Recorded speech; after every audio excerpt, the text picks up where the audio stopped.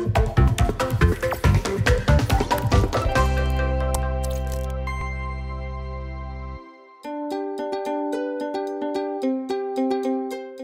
that we know our threading is good to go, we can sew our seam for real.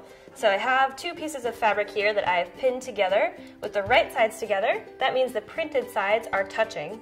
And you always want to pin your seams when you sew them. That's because the fabric might wiggle around if it's not pinned. So the pins just hold everything in place so you know where they're going to be and where your pieces are going to be as you're sewing. So for my seam, I'm going to leave it on my straight stitch, so that's number 1 on your direct selection menu. And I'm going to take my fabric and put it under the presser foot.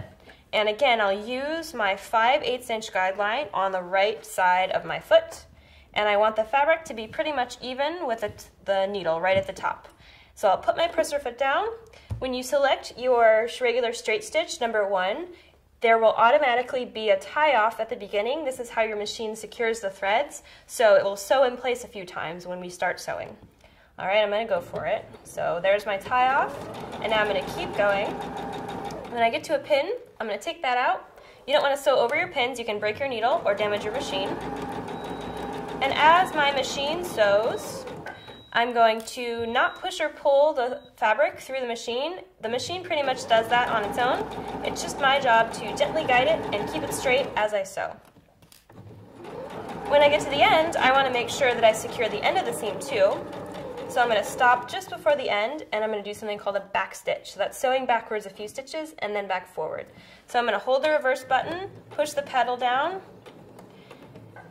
and then I'll click the reverse button again to go back forward.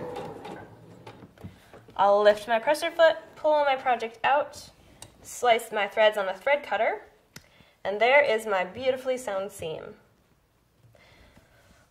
The second part of sewing a seam, which is a crucial part and a part you don't want to skip, is pressing the seam.